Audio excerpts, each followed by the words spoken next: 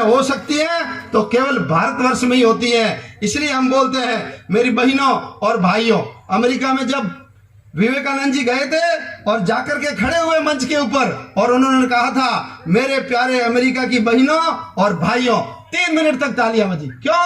क्योंकि वहां तो कल्पना ही नहीं है, वहां तो लेडीज एंड जेंटलमैन है, एक आदमी है और एक महिला है, न भाई है, न बहन है, न काकी है, न मौसी है, न ताऊ है, न चाचा है, न चाची है, न भांजी है, न भतीजी है, कोई कुछ नहीं है। 2 ही जातियां हैं, एक है महिला और एक है पुरुष।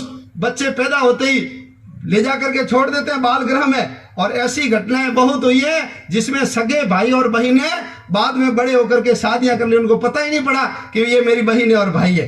तो ये पशु जैसी संस्कृति दुनिया में, हमारी संस्कृति दुनिया में सर्वोत्तम संस्कृति है। इसलिए भगवान यहाँ पर बार बार आते हैं, एक बार नहीं आया, अनेक बार आया है। और जब बाबर ने मंदिर तोड़ा तो हमारे 1,76,000 लोग बलिदान हुए, और बाबर के तोड़ने के बाद हमने कुल मिलाकर 76 लड़ाइयां लड़ी है। बाबर के समय 4, हुमायूं के समय 10, अकबर के समय 20, शहादत अली औरंगजेब के समय 30, शहादत अली के समय 5, वाजिद अली के समय 4, अंग्रेजों के समय 3, ऐसी 76 लड़ाइयां। और हमारे 1,76,000 बाबर के समय, और बाद में मिला करके 3.5 लाख हिंदुओं ने बलिदान दिया है। और उसके खून से बहे हुए धारा से मिट्टी का गारा तैयार करके वो ढांचा बनाया, उसके ऊपर लिखा जन्म स्थान मस्जिद। जब मुसलमानों से बात होती थी तो हम पूछते थे कि भाई जन्म स्थान मस्जिद किसकी है, किसका जन्म हुआ यहाँ? बाबर का। बाबर यहाँ नहीं जन्मा, वो फरगना में जन्मा था बाबर, लेकिन जन्म स्थान है तो भगवान राम का जन्म स्थान है। और तब से लेकर के हम अनवरत, अभी जो फैसला होकर के हमारे प्रधानमंत्री जी ने जाकर के साष्टांग दंडवत करके जो पूजा की है, हमने 77 लड़ाइयां लड़ी। 76 लड़ाइयों के बाद ये 77वीं लड़ाई शुरू हुई। देश की आजादी के बाद हमने पहला मुकदमा दर्ज किया। कब? 26 जनवरी को संविधान लागू हुआ, और उससे ठीक 10 दिन पहले 16 जनवरी 1950 में मुकदमा दर्ज किया। रामानंद संप्रदाय ने 1959 में, और मुस्लिम सुन्नी वक्फ बोर्ड ने 1961 में। और ये चलता चलता मामला कहां पहुंच गया? 1984 आ गया। न न्यायालय निर्णय कर रहा था, न नेता निर्णय कर रहे थे, और मुसलमानों को तो मस्जिद से मतलब ही नहीं था। हिंदू केवल मंदिर नहीं बना सके, बस एकमात्र उसकी जिद थी। इसलिए वार्ताओं के दौर चले, और हमने उनको कहा कि भैया जहां मस्जिद होती है वहां मीनार होती है, जिसके ऊपर चढ़ करके मुल्ला बांग देता था। और आजकल तो लाउड स्पीकर हो गए, वो 8-10 ऐसे भूंगल लगा करके दिन में 5 बार बोलते हैं। पहले मुल्ला चढ़ता था, ऊपर कान में अंगुली डाल करके जोर से बांग देता था, वहां मीनार नहीं है। फिर वजू करने का स्थान होता था, जहां हाथ मुंह धोते थे, वजू करने का स्थान नहीं। फिर उसके पीछे सीता रसोई है, इधर दशरथ का महल है, इधर कोप भवन है। कोप भवन समझते हो ना, कई जहां नाराज होकर के जाकर बैठी थी, और दशरथ को, राम को वनवास और भरत को सत्ता, ऐसे वर ले लिए थे। कोप भवन है, हनुमान जी के रहने का स्थान हनुमानगढ़ी है। इधर कुबेर टीला है, नल नील का टीला है। इसके बीच के अंदर बाबर कहां से आया? लेकिन उनको कोई मतलब नहीं था, आते नहीं थे, बात करते नहीं थे। और एक बार तो सत्यमित्रानंद गिरी जी महाराज ने अपना पल्लू बिछाया कि नमाज के बाद जकात देते हैं, मैं आपको राम मंदिर को जकात के रूप में मांगता हूं। लेकिन साहबुद्दीन ने क्या कहा? साहबुद्दीन ने कहा कि ये माचिस की डिब्बी नहीं है महाराज जी जो मैं आपको दे दूंगा। और विवश होकर के संतों को विश्व हिंदू परिषद और राष्ट्रीय स्वयंसेवक संघ के मेहनत से आंदोलन चलाना पड़ा।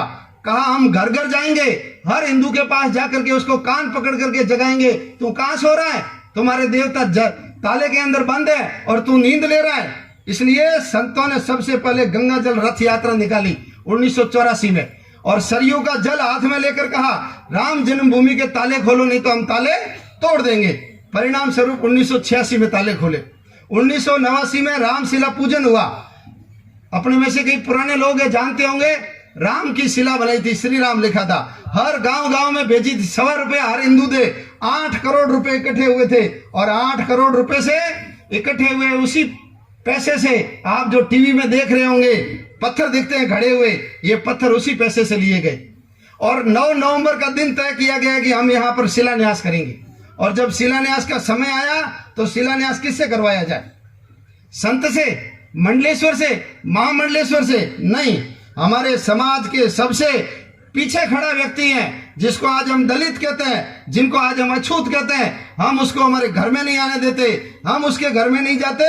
ऐसे जिनको दुत्कारते हैं, जिनके साथ हम अच्छा व्यवहार नहीं करते हैं, उस व्यक्ति से हमको शिलान्यास करवाना है। और भारत के अंदर ये कई प्रकार की बीमारियां हैं, ये सब इस्लाम के कारण आई है। तो 2-4 बातें मैं आपको बताता हूं। क्यों?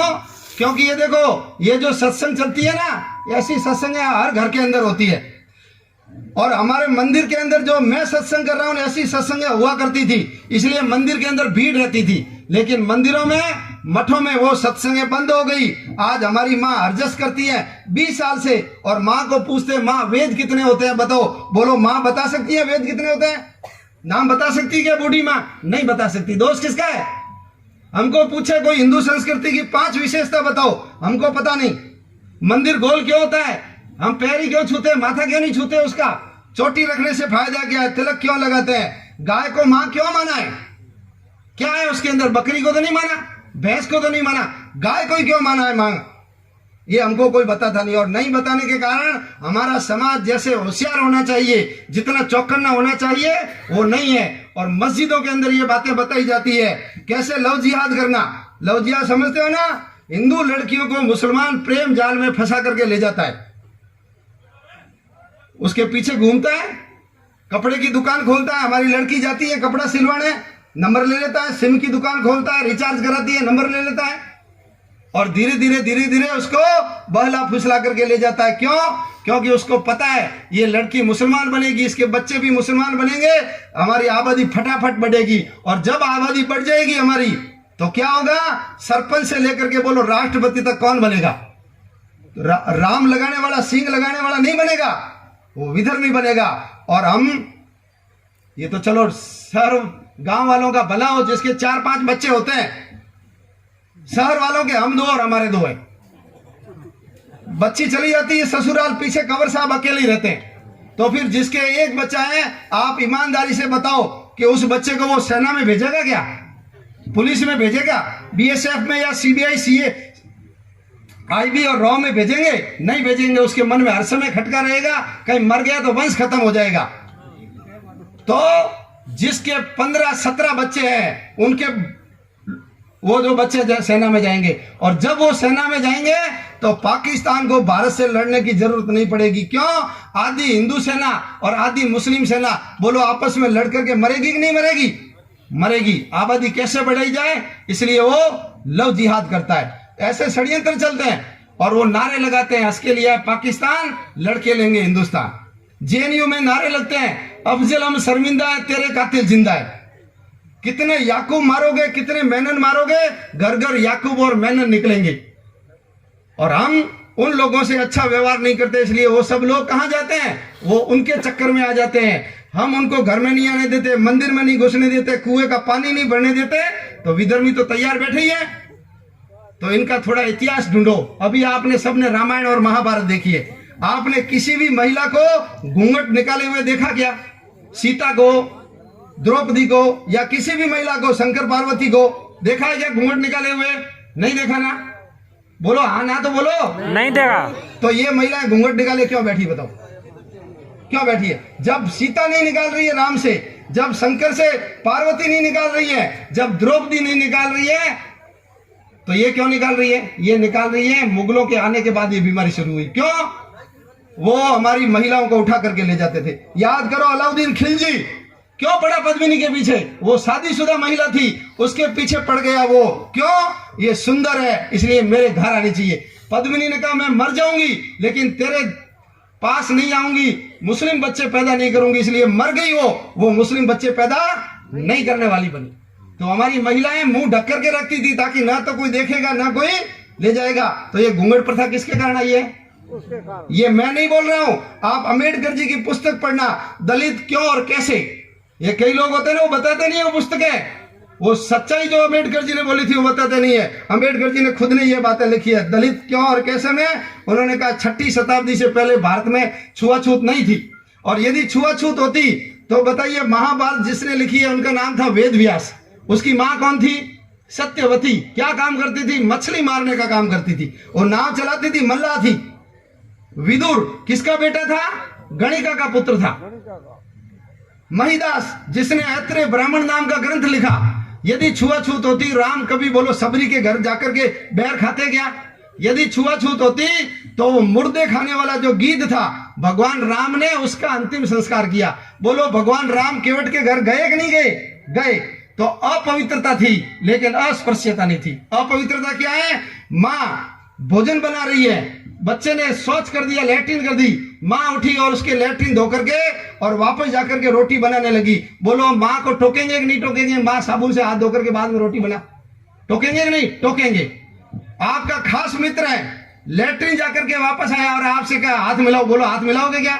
नहीं मिलाएंगे। भले भाई होगा तो भी नहीं बुलाएंगे। इसको बोलते हैं अपवित्रता। लेकिन पढ़ा लिखा है, पटवारी बन गया, मास्टर बन गया, आज वो कलेक्टर बन गया, लेकिन फलानी जाति का इसलिए मैं मेरे घर में नहीं आने दूंगा, मैं उसके घर में नहीं जाऊंगा, उसको पानी पिलाऊंगा नहीं। कुत्ता हमारे घर में जा सकता है, बिल्ली जो चूहे खाती है वो हमारे भगवान के आगे का प्रसाद उठा करके खा सकती है, और चूहा तो नालियों में घूमता है। और आप ईमानदारी से बताना, अपने इधर तो ये सारा बेल्ट कृषक लोगों का ये खूब घी दूध होता है, और आपके 15 किलो के पीपे में यदि चूहा गिर जाए तो आप चूहे को बाहर फेंकोगे या घी को बाहर फेंकोगे? ईमानदारी से बताओ। तो चूहा तो नालियों में घूमता है, वो पता नहीं कहां कहां जाकर के आता है, उसको हम चूरमा बना करके बोलो घी से बाजरी की रोटी चूर चूर के खाएंगे कि नहीं खाएंगे? तो वो उससे भी खराब हो गया। ये अम्बेडकर जी ने कहा 6वीं शताब्दी के पहले नहीं था, बाद में आया, घूंघट प्रथा उनके कारण। हमारी बोलो माँ और दादी परदादी अनपढ़ है कि नहीं है? क्यों है अनपढ़? हमारे यहाँ तो द्रौपदी का जब साड़ी खींची गई तो द्रौपदी ने वो सवाल किए कि भीष्म पिता निरुत्तर हो गए। शंकराचार्य को मंडन मिश्र से